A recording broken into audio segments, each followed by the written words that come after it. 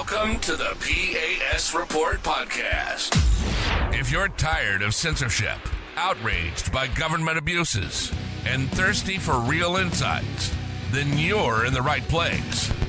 Get ready, because here, the fight for freedom never ends. Here's your host, Professor Nick Giordano.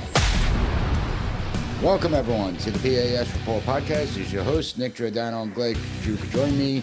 Make sure that you follow and subscribe to the podcast so you never miss an episode. Also, make sure to visit the P.A.S. Report website, pasreport.com, and share this episode with your family and friends. I got a great guest for today. I have Steve Gillan here. He's talking about the common sense contract with New York. It's a movement that he started, and I want to talk to him more about it. So, Steve, welcome to the program. How are you today? Very good. Thank you for having me. I really appreciate it, Nick. Well, I'm glad you could join me. So let the audience know, what is this common sense contract with New York? Explain it to the audience so that they could understand. And when we look at New York State, how dire of a situation are we in? We're in a terrible situation in New York. It's so bad, and it's only getting worse. And the reason is we have no control of the legislature. We have a single party rule, and we've seen what that has done for us for the past 5 years. There's no opposition. So what the common sense contract with New York is, I fashioned it after the 1994 Newt Gingrich contract with America. And basically what he did is put together pledges that all the congressional candidates throughout the whole country, he nationalized the platform.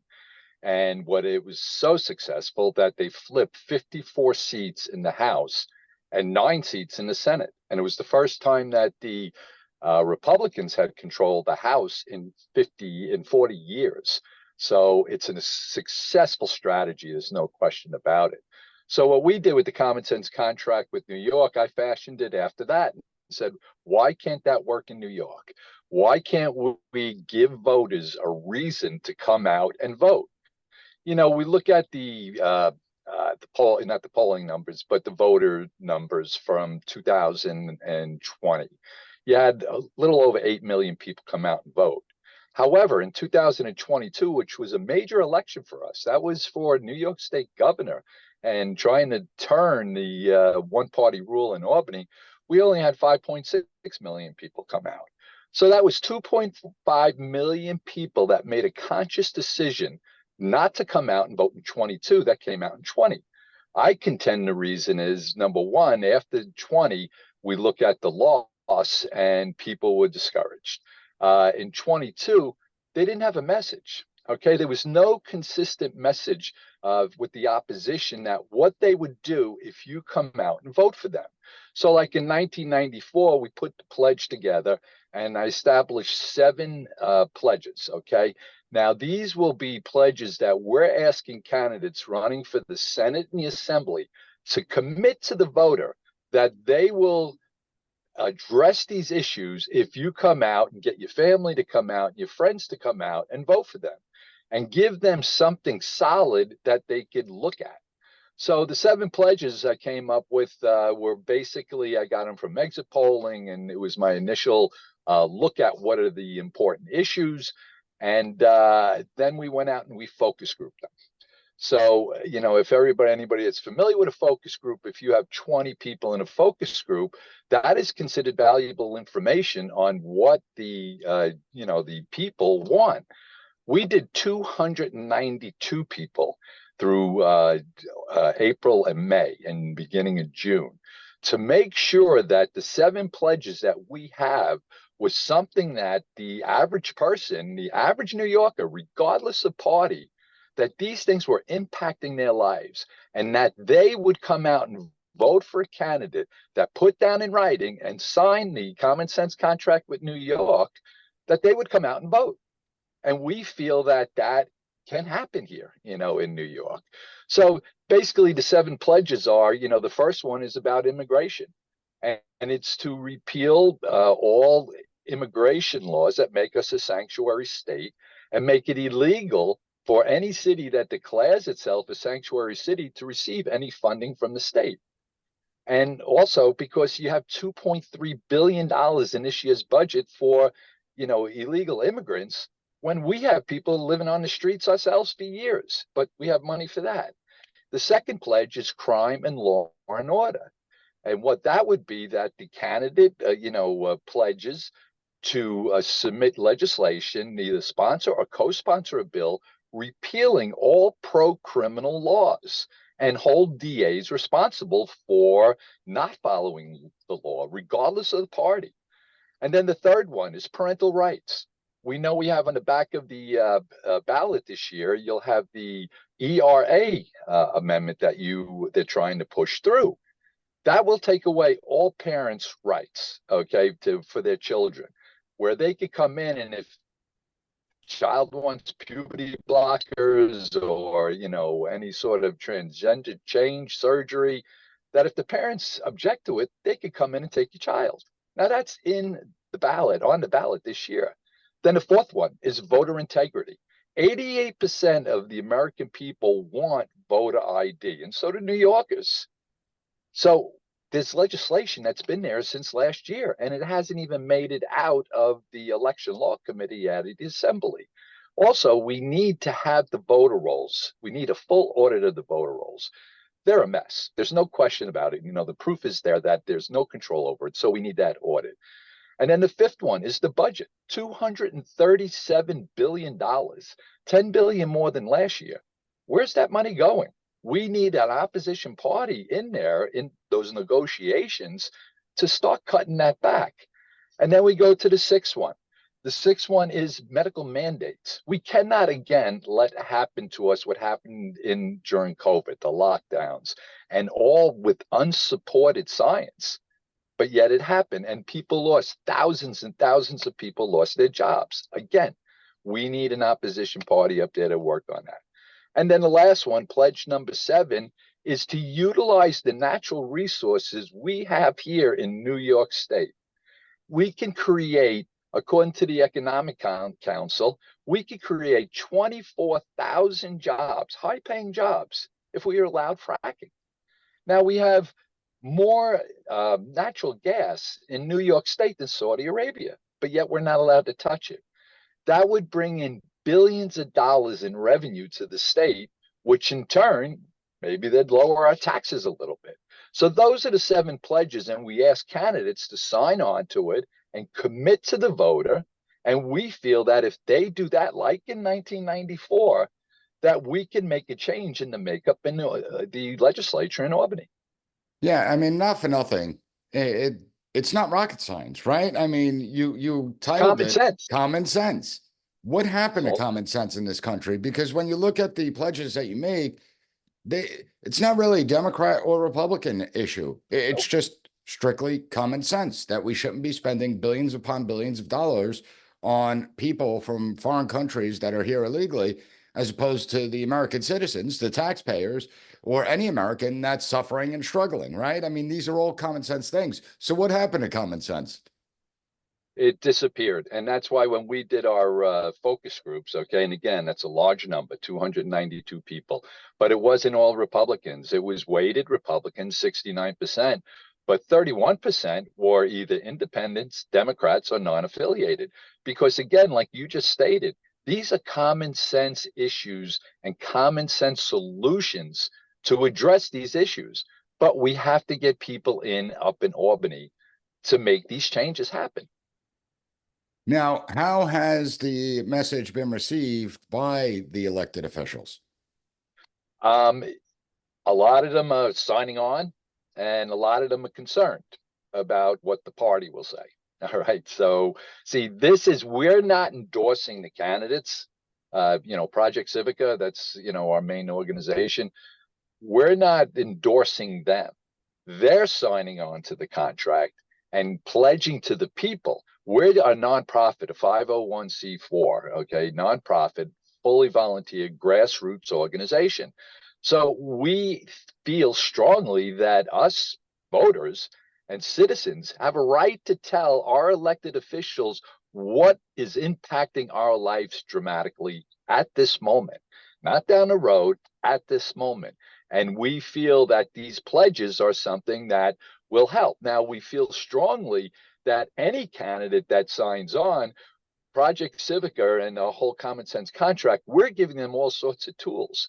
So we printed the 7 pledges. We got it on a very nice sheet.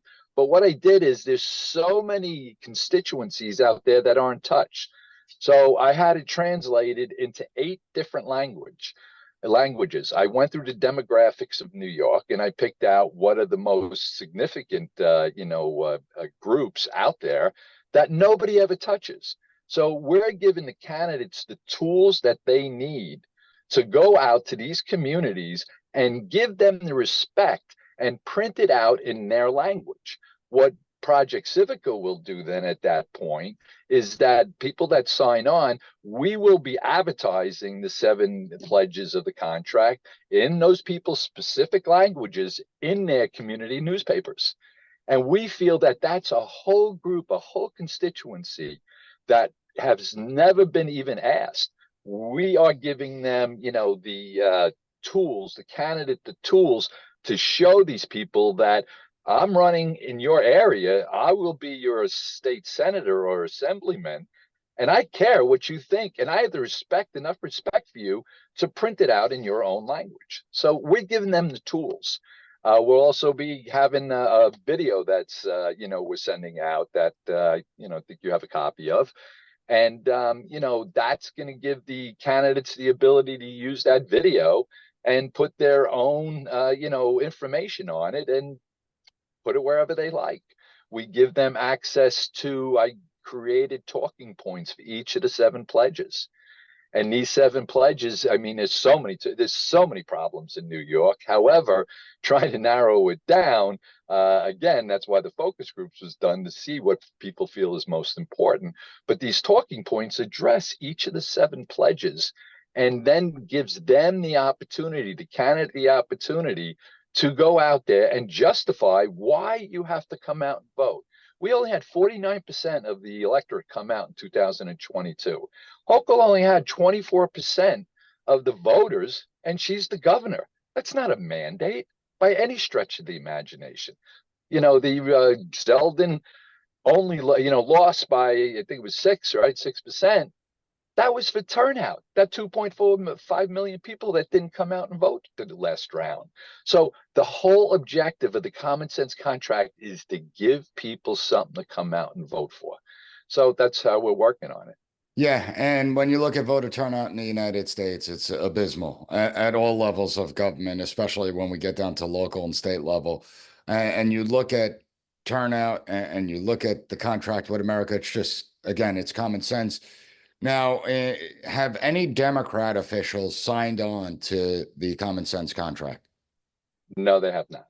That's a sad state of affairs. Well, yeah, but you look at it, what's going to be their position? They're the ones that put these laws in place. And if they're, hopefully you will look at some centrists Democrats, that feel that I agree with all these issues. However, the party's not going to allow them to sign on to it. Well, it shows how they lack courage and the frauds that they are, especially many from the downstate region, Suffolk and Nassau County, because they'll come out and they'll speak against bail reform and say they don't support it and that it needs to be reformed, yet they don't try and put pressure on the Democrat Party bosses to change their positions. They want to have their cake and eat it too by saying, well, I'm against it, even though I voted for it, and I'm not going to apply pressure to have it reformed. So it shows you the frauds they are. Now, you brought up 2022, and you had a ton of people predicting this red wave that never took place. And the reason why is a lot of it has to do with messaging. Now, in the summer of 2022, Kevin McCarthy released his plan for America. Can you recall anything that was on that plan or anything it said, or even the name of the plan? Not one. In 22, I created what was called the Republican contract with New York. And I think you were aware of it. I was on a show with you and we discussed it. And it wasn't adopted, by the Zeldin campaign or Langworthy, the Republicans in New York State. And that's because at that time, I was also in touch with, what's his name? Senator from Florida was the one that established it and put it together. But there was no consistency in it. There was nothing that was there that was solid, that was impacting the person immediate needs. when I created this, as you see with the, people can go to the common sense contract with NewYork.org, and you'll see all 7 pledges are New York centric, pledges that impacting the individual. And again, you say with the name, you can't come up with the name, common sense. I mean, it's common sense. And that's why I named it that way, is because everybody has to think it just in, the average person looks at things that are going on right now in the state and say, this is ridiculous. This makes no sense. It's upside down, all the criminal bail reform and all of those things. I mean, I don't know if you're aware. So in January, Tierney, our district attorney, went up to Albany with 4 specific changes to the, bail laws. They were perfectly logical changes that would impact greatly their ability to prosecute. And like I was told by one of the assistant district attorney, you have right now, if you have anything under 8 grams of fentanyl, there's no bail. So if you have 7.9, there's no bail, and that can kill 150,000 people. So these people, these drug dealers, get out with no bail. They're out there selling on the street again and never show up to court. So Tierney went up there and took care of it. It never even made it out of committee up there. And that's something that would impact so many people here in New York, but we don't have the right legislature in there. We have to change that. And that's the concept of the common sense contract. And it doesn't take much.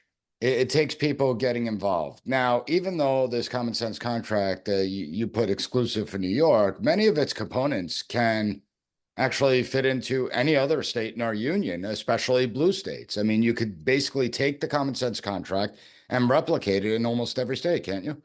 We've had 4 other states already inquire. They hear about the common sense contract and they're like, why aren't we doing this? And whose responsibility is to do this? It should be the parties.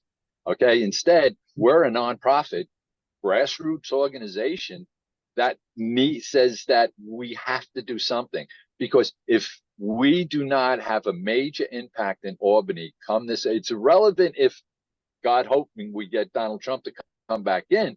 But that's not going to help us here in New York. That's going to help us with this, all these bail reforms and immigration and all those items. So we have to think about the down ballot. We have to think about Senate and the Assembly. It's huge. And we have to get any effort that we can to get people to do exactly like you said. They got to get involved. Has to be grassroots people getting involved. And that's what Project Civica is doing. I mean, we're pushing, we need poll watchers. We're working with the RNC. We've trained over 100 people already at Project Civica, and that we sent to the RNC. And we're working with another organization that's, on the other side, who feel the same way, that we need clean elections. They're doing training for us. So we're out doing that. We're doing TP, Turning Point. We're going to be doing a tour with them next week, where we're going to be training people how to use their app. So you could be calling your neighbors. You'll find out who is a low propensity voter, and you'll have that name. You'll have that address. You'll have that phone number. You could text them. You could send them a postcard. So this all has to be done from us. The only way we're going to save New York, and the country for that matter, is by grassroots efforts, because we have to overcome the issues that take place in the voting days. Yeah, and let's face it, New York was going bonkers even prior to 2018. But the one thing that led it from completely falling off the cliff was that you did have a Republican-led Senate, where it forced the Assembly and the Cuomo administration to negotiate with the Republican-led Senate. Correct. Once that was gone, that's when you saw all these crazy proposals not only get introduced, but many of them actually getting passed. Now, Yep. If the common sense contract is adopted, you explain how it could save New York taxpayers an extraordinary amount of money. One of the problems that New York has is the exodus of people leaving the state, fleeing the state. And my particular concern is young people that can't even get a start in New York because it's so expensive, because property taxes are so high. So there is something really at stake to this, is there not? If we do not make a change this round, we're in trouble. There's laws that are in place up in the assembly and the different committees and stuff that will impact us for years and years to come. Letitia James just put out a statement last week. I don't know if you saw it, where they're going to be able to have an impact over the individual county board of elections, where they're going to have to get permission from the attorney general to make changes in the process. Now, that if you look at that and figure where that could lead, where, the whole concept here is that we have a Republican and Democrat on the board of commissioners for the, board of elections. Okay. Now, if all of a sudden they have to report to Letitia James to make any changes and get that approved, that's not a democracy. That's not a republic.